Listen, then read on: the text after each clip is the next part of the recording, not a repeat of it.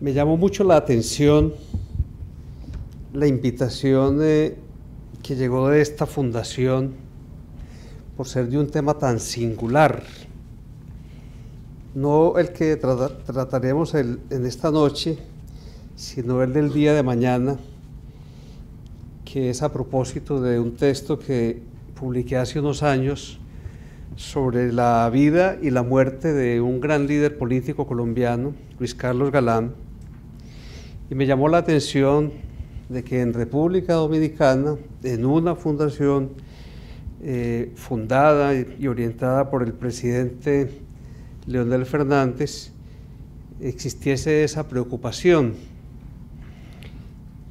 Y desde luego que me gusta que los problemas de nuestra América Latina sean comunes y que lo que le suceda a los colombianos pueda ser reflexionado aquí y en otras partes, y que lo que sucede en República Dominicana lo podamos ver los colombianos.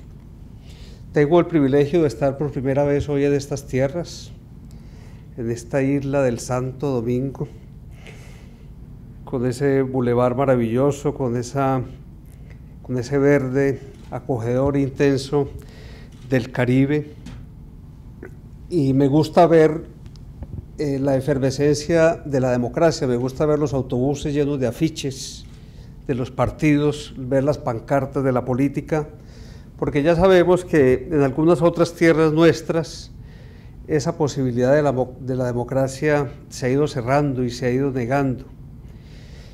Me gusta mucho del proceso de República Dominicana, cómo ha ido perfeccionando su democracia a través de procesos de concertación, sin necesidad, como a veces ocurre, por ejemplo, en mi país, desgraciadamente, de procesos de violencia, sino más bien con el encanto que suele resolver los caribes sus problemas, que baja de mucha trifulca y de mucha palabra, que parece que ya llegará el juicio final, pero que simplemente es la capacidad que tiene una sociedad de, a través de la conversación, de la polémica, de la controversia, encontrar caminos comunes o establecer las diferencias que también son legítimas en la sociedad.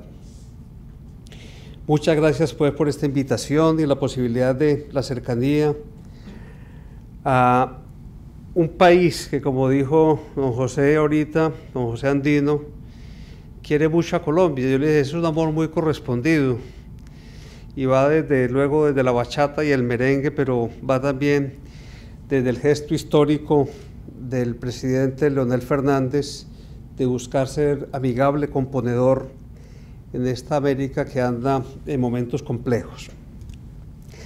Me han invitado a que hable hoy un poco de Medellín, y claro, la tentación siempre, imagínense un alcalde, pues vengo a vender la mejor imagen de la ciudad, a pintarla como extraordinaria, y podría aquí ponerle, como hemos ido poniendo, algunas imágenes que pueden ratificar lo que voy a decir, pero aunque voy a hacer eso, les debo advertir que Medellín es una ciudad típica de este continente latinoamericano, en su entorno metropolitano de 3,5 millones de habitantes, en la esquina noroccidental de Colombia, pero en medio de la montaña andina de la cordillera central, con los problemas de pobreza que nos caracterizan, con las dificultades de la inclusión social, en fin, que no quiero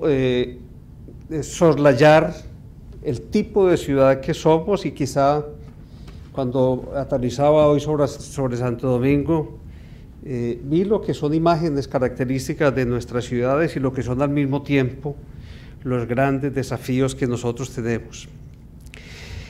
Hecha esta advertencia, debo decirles que el anterior alcalde, que ahora es aspirante a la presidencia, Sergio Fajardo, y Alonso Salazar, que soy yo, actual alcalde de la ciudad, fundamos en el año 2000 un movimiento, y lo fundamos como políticos tardíos, es decir, somos, como se dice por ahí a veces, entre los curas de vocación tardía, y fundamos un movimiento en la ciudad de Medellín porque sentimos, y esta es una reflexión que ahora la hago con más tranquilidad que hace 10 años, que la clase política había fracasado frente a la profunda crisis de la ciudad de Medellín, y muy específicamente había fracasado frente al fenómeno enorme de violencia que Medellín vivió. Hablar de Medellín tiene una ventaja, que uno dice Medellín y la gente dice, ah, y mencionan un nombre. Ese nombre yo no lo quiero mencionar hoy, pero debo decir que la ciudad de Medellín recorrió un camino tan duro, tan crítico, que llegó a tener años de 6.500 homicidios, de tal manera que la mala fama no fue gratis, sino que realmente hicimos grandes esfuerzos por lograrla. El problema es que para desandar ese camino y para construir buena fama, pues hay que hacer el doble o el triple o 4 veces más esfuerzo de lo hecho. Cuando decidimos pensar en la ciudad, entonces, hicimos algo que creo que es un camino que todos debiésemos recorrer, y ese sí me atrevo a aconsejarlo porque creo que es obvio. Nos pusimos a estudiar lo mejor de todas las ciudades de América Latina, de Guayaquil, en un proceso de transformación urbana tremenda, de la recuperación del centro histórico de Quito, de Curitiba, la muy famosa ciudad de Brasil, que se ha pensado siempre en el largo plazo y que tiene sistemas de transporte muy modernos y un urbanismo que da mucha envidia. Pero hasta de la propia ciudad de Bogotá, que andaba en ese tiempo por muy buenas manos después de la alcaldía de un profesor universitario, Antanas Mocos, y de otro gran alcalde que fue Enrique Peñalosa, que generó el sistema de Transmilenio para el transporte público, grandes bulevares, y también nos creó una idea de las edificaciones públicas como edificaciones dignas para los sectores populares. Y algo también de otros lados, por ejemplo de Barcelona, de donde teníamos un buen número de arquitectos que se habían formado en esta ciudad. En fin, a copiar de lo bueno y sin temor y sin vergüenza de decirlo. Creo que lo que tenemos que hacer entre los latinos hoy es mirarnos y ahorrar tiempos aprendiendo unos de otros.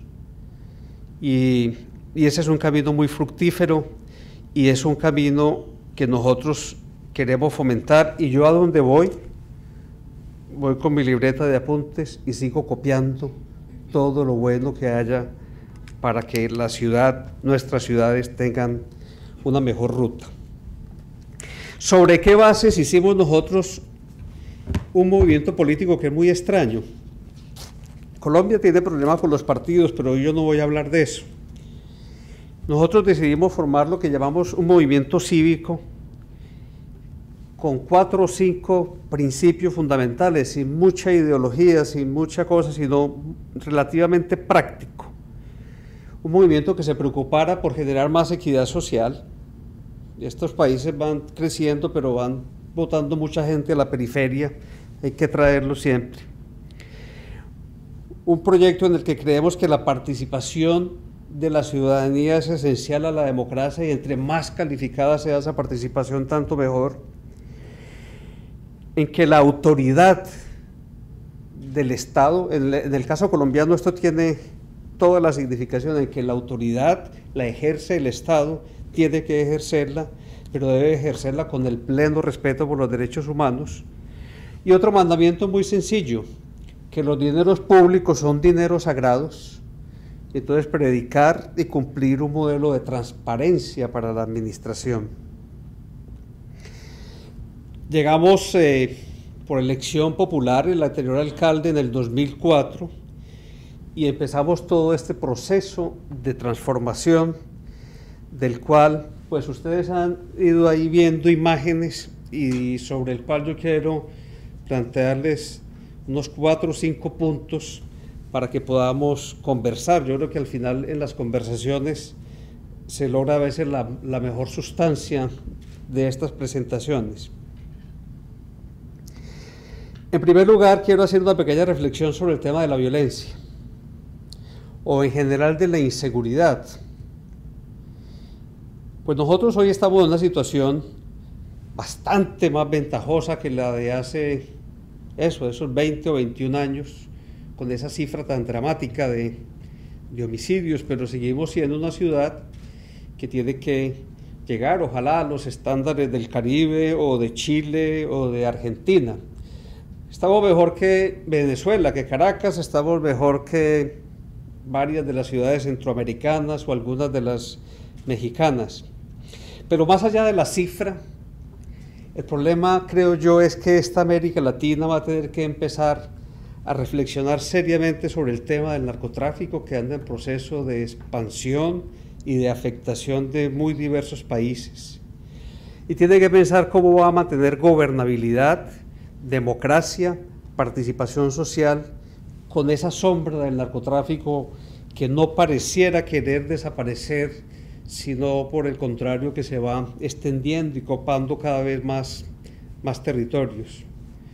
Las noticias que todos escuchamos sobre México en ese sentido son pues desalentadoras, diría yo, porque un país del tamaño de México, de la fortaleza de su economía, de la fortaleza histórica del Estado mexicano, de tener un partido único durante décadas, a ser una sociedad hoy tan desvertebrada, pues surgen una cantidad de preguntas que serán muy importantes.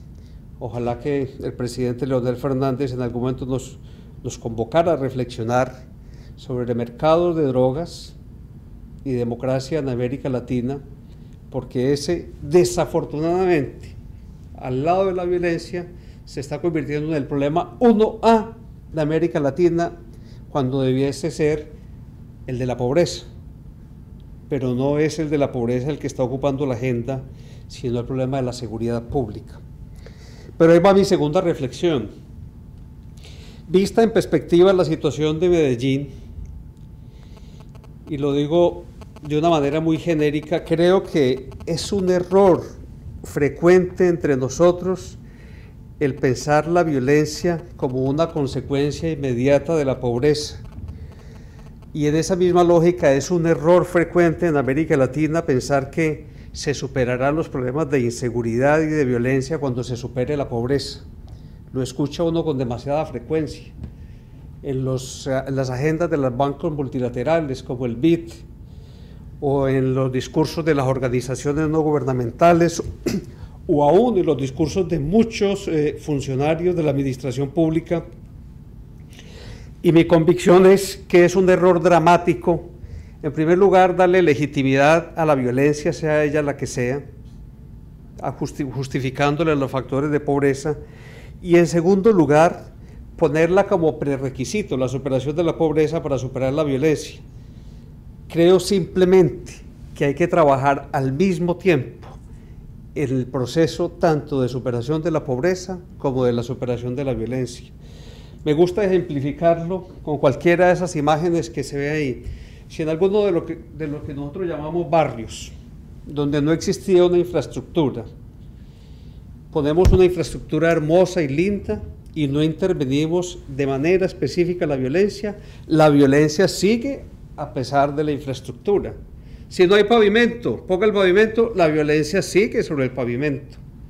O sea que son dos agendas que hay que trabajar simultáneamente, y por eso para nosotros la dimensión de la cultura y la dimensión de la inclusión social, especialmente de la juventud, que ha sido el sector más protagonista y el más afectado de estos procesos de violencia, es esencial. La violencia de los jóvenes es distinta de la violencia profesional, y como ustedes podrán ver, en muchos casos el joven que delinque quiere ser rápidamente conocido como delincuente, porque atrás de su delincuencia lo que está es un afán de reconocimiento, una pregunta de fondo de quién soy, cuál es mi identidad. Y el tema dramático contemporáneo en estas ciudades, en la medida que van creciendo, en estas sociedades, en la medida que son más complejas, es que las posibilidades de construcción de la identidad social, cultural, de la relevancia de la familia en la construcción de esa propia identidad, es cada vez más difícil. Y el esfuerzo que creo yo debe hacerse, y es un poco nuestro aprendizaje, es que al joven hay que propiciarle que cambie un arma por la posibilidad de ser un artista del teatro, o ser un camarógrafo, o ser un músico, y construirle los escenarios donde ellos puedan ser protagonistas de la vida que se sueñan. Lo que esencialmente les proponen a ellos los narcotraficantes es un ideario y unos escenarios de riqueza rápida, de un consumismo en el que ustedes han visto los factores religiosos, fetichistas, los factores paganos, están todos entremezclados. Es una cosa que es muy fascinante desde el punto de vista antropológico y tremendamente perverso desde el punto de vista de los efectos sociales. Punto segundo. No hay que tener miedo a tener impuestos. Esto es muy impopular. Afortunadamente lo estoy diciendo aquí y no estoy en campaña. No estoy consiguiendo votos hoy. Pero es muy impopular, pero es fundamental. No hay posibilidades de desarrollo verdadero de la sociedad si no hay tributación. Y una de las cosas que nosotros hemos hecho en la ciudad de Medellín es sanear las finanzas municipales. Por ejemplo, el impuesto municipal, el catastro, no sé cómo lo llaman aquí, predial, lo actualizamos después de 15 años, porque a todos los políticos les daba terror, absoluto terror, actualizar el catastro. Y nosotros decidimos actualizarlo y desde luego hubo roncha y pelea y pelotera, pero la gente va asimilando. Y en la medida que además, la otra parte que se necesita es después que se vea la plata bien invertida. Porque si se incrementa el catastro o el predial, pero se pierde la plata, pues ahí sí está difícil. Pero en la medida que la gente ha visto que esos recursos están siendo muy bien invertidos, nos ha pasado, por ejemplo, que el año anterior, en medio de esta crisis económica espantosa que también afectó a Colombia, nosotros cumplimos en 103% las perspectivas de los impuestos municipales. Y eso se llama confianza. Es decir, hay que procurar que la sociedad pague impuestos, hay que ganar la confianza para que paguen los impuestos, y hay que garantizar la transparencia. Pero la transparencia no es solo la honradez. Ojo, nosotros desde luego buscamos que haya muchas formas de controlar el gasto público. Incluso anualmente hacemos algo que llamamos Feria de la Transparencia. Nos vamos al Palacio de Exposiciones de la ciudad y cada secretario, así llamamos a los segundos del alcalde de salud, de educación, de obras públicas, y los funcionarios deben estar allí con sus libros abiertos a responderle a la ciudadanía. Van 8.000, 10.000 personas por cada proyecto, por cada peso que esa secretaría, que esa dependencia haya manejado. Nosotros estamos poniendo en las páginas web con 5 o 6 meses de anticipación las compras que el municipio hará, independientemente de que la ley nos obligue o no. En Colombia, me imagino que como aquí, pues se han puesto ciertos estándares obligatorios. Nosotros tratamos de poner la totalidad de las compras, porque ustedes saben que el manejo de la información es el manejo del poder. Y nosotros optamos por multiplicar los oferentes. Hemos pasado de tener 6.000 proveedores a tener 20.000. Pero además quiero decirles que no solo se han incrementado los inscritos, sino que de esos 20.000, el 60% en algún momento ya ha sido contratista del municipio. Pero luego aplicamos un sistema que se llama de presupuestación por objetivos. Cómo se va a ejecutar el recurso, y construimos un plan de desarrollo muy concienzudo, en el que está clarísimo en los siguientes 4 años en qué se van a invertir estos recursos, y ese modelo lo ha adoptado el Banco Interamericano de Desarrollo y lo ha adoptado también el Banco Mundial como una buena práctica de la administración pública, y por eso insistimos en que el concepto de transparencia no debe ser solo la honradez, que tendría que estar siempre supuesta en la administración pública, sino sobre todo el buen manejo gerencial de esos recursos. Resultado: Medellín hoy como ciudad tiene una mejor calificación que Colombia país frente a la banca multilateral. Colombia es un país relativamente bien posicionado frente a la banca multilateral, pero nosotros adquirimos a través de una calificadora reconocida que es Moody's Estados Unidos, calificación mayor. ¿Qué nos están diciendo en Estados Unidos? Venga, ciudad de Medellín, ponga bonos en el mercado norteamericano que estamos listos para venderlos. La importancia de la calificación es esa, en que se mejoran enormemente las condiciones para acceder al crédito de la banca multilateral o la posibilidad de poner bonos en muy buenas condiciones en el mercado local o en el mercado internacional. Un pequeño subcapítulo del tema de finanzas.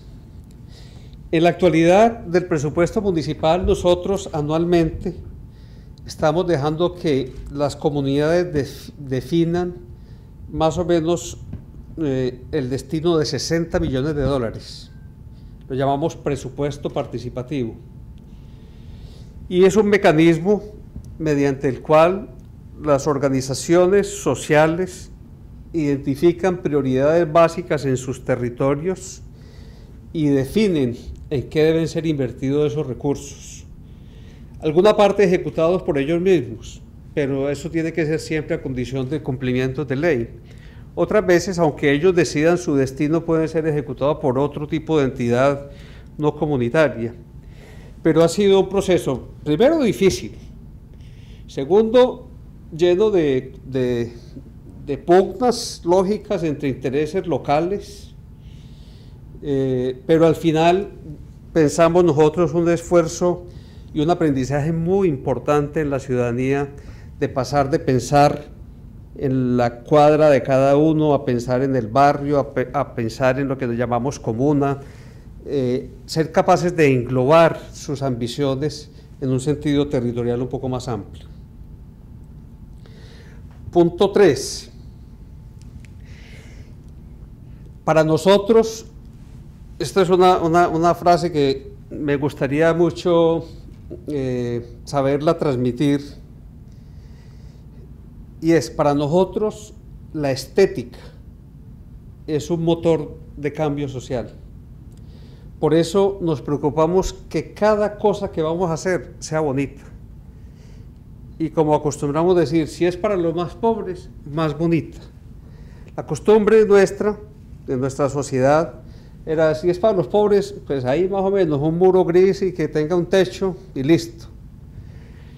Y ahora no. La Biblioteca España, construida en un barrio que ha vivido todas las violencias, y las nuestras han sido bastantes, tuvo más visitantes en el mes de diciembre que el Museo Botero, el maestro Fernando Botero de la ciudad de Medellín. 80.000 personas fueron al barrio Santo Domingo Sabio a ver la Biblioteca España. Les quiero referenciar esto porque lo que nosotros llamamos los proyectos urbanos integrales, que es la transformación de un entorno aplicando todas las dinámicas del desarrollo, se ha convertido en una herramienta extraordinaria.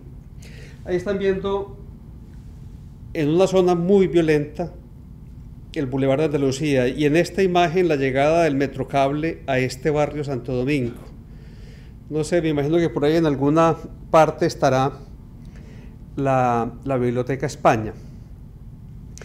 Pero si ven los edificios que estamos haciendo, por ejemplo, también buscamos que los edificios sean de calidad, que la vivienda social esté compensada por el entorno generoso, porque haya jardines, porque haya parques, porque lo que era una cancha de arena puede ser también para los sectores populares hoy unas gramas sintéticas, y lo que era solo para jóvenes que sea para toda la comunidad, porque asociamos el deporte solo como una opción de jóvenes, y ahorita construimos unas unidades deportivas donde hay espacio para los adultos, para la tercera edad, para el fútbol, pero también para otras disciplinas. Yo no sé si aquí el equivalente del fútbol aquí será el béisbol o qué. Allá pensábamos que cancha de fútbol solucionaba todo. No, pues hay gente que necesita otro tipo de ambiente y recreación. Estos son los parques y bibliotecas. Si me pidieran definir cuál es la estrategia nuestra básica, es dar conocimiento a los pobres, es darles capital para el futuro. La estrategia de equidad y de desarrollo está en educación y conocimiento. Por eso hemos construido 80 colegios y hemos construido 5 parques bibliotecas. Este es uno en el sector de Belén. Ahí están. No, pero estos son los nuevos que estamos en proceso de construcción. Pero pónganle la dimensión. En 6 años, 80 colegios de alta calidad, 5 parques bibliotecas. Este es el tipo de colegios en una zona muy popular, en un corregimiento, una zona semirural. Esas son las transformación de esos entornos, aplicando ese concepto: estética, identidad, acceso al conocimiento. Desde luego hacemos un esfuerzo enorme por cerrar la brecha digital.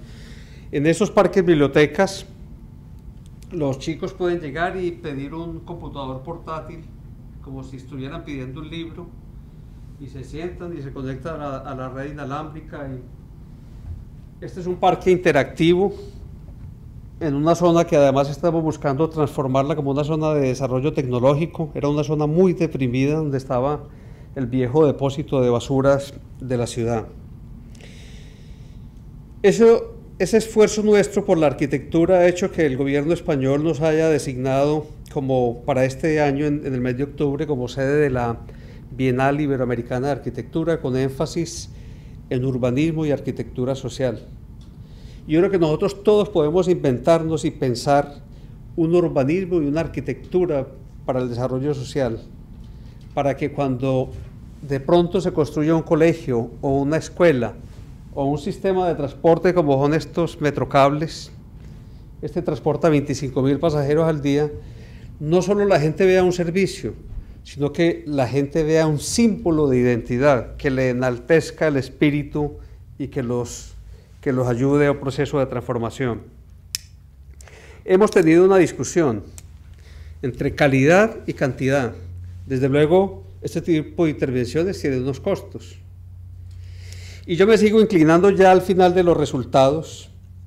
Hay cosas en que hay que buscar la cobertura general, pues salud, y que exista realmente el cupo educativo, pero estos proyectos focalizados de alto impacto transforman radicalmente, eso mueve las mentalidades, y uno va viendo en esas geografías cómo ya después la propia población empieza a transformar su vivienda y a transformar su entorno. Es como en un fenómeno de imitación bastante interesante y muy bello. Finalmente,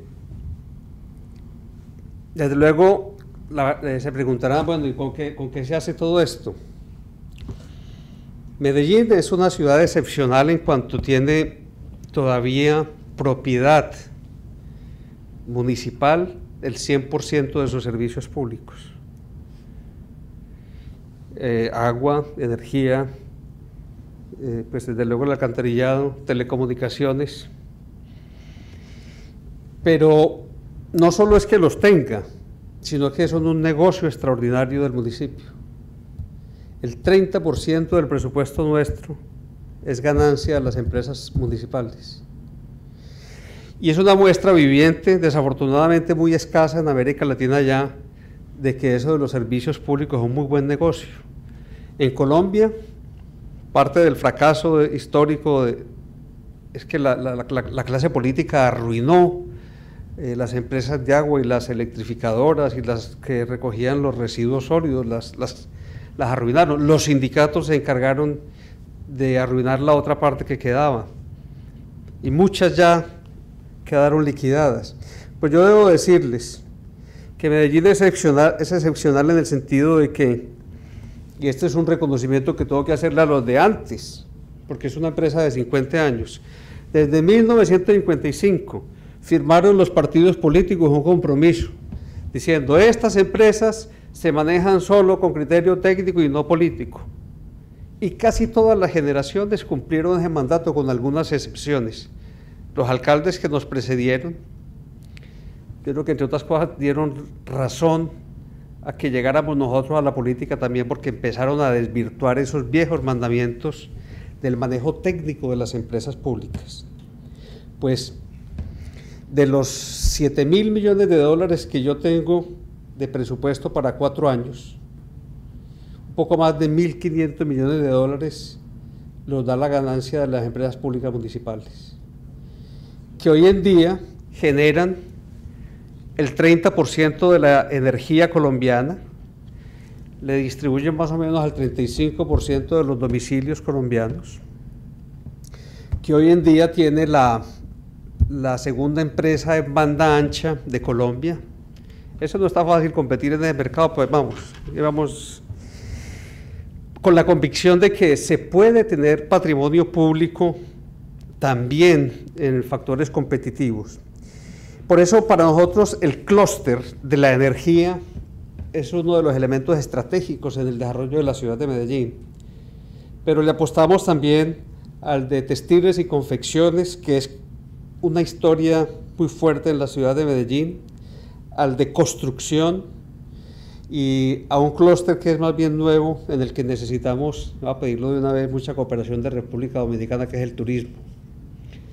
Medellín se está convirtiendo, nunca lo había pensado seriamente en la ciudad, yo me lo hice como un propósito de gobierno, se está convirtiendo en un destino turístico muy importante para los propios colombianos. El mercado interno colombiano pues es importante, son 40 millones de habitantes, pero además de los países vecinos, de nuestros emigrantes en Estados Unidos, en Europa, pues han venido por miles en las últimas temporadas para la ciudad. En fin, quería darles un repaso, un toque, con el título muy ambicioso que me imagino fue Sandra la que puso, de construcción de ciudadanía y ciudad, para decirles que en medio de dificultades, y vuelvo sobre lo que dije al inicio, de nuestras ciudades típicas, y Medellín es una de esas ciudades típicas, aprendiendo mucho de otras regiones y de otras experiencias, ensayando nuestros propios caminos, pues le vamos haciendo el quite a las dificultades históricas, a los problemas que hemos tenido de arduas violencias, de grandes pobrezas, y atisbando, yo creo que se puede ir atisbando siempre un futuro mejor para nuestras sociedades. Muchas gracias.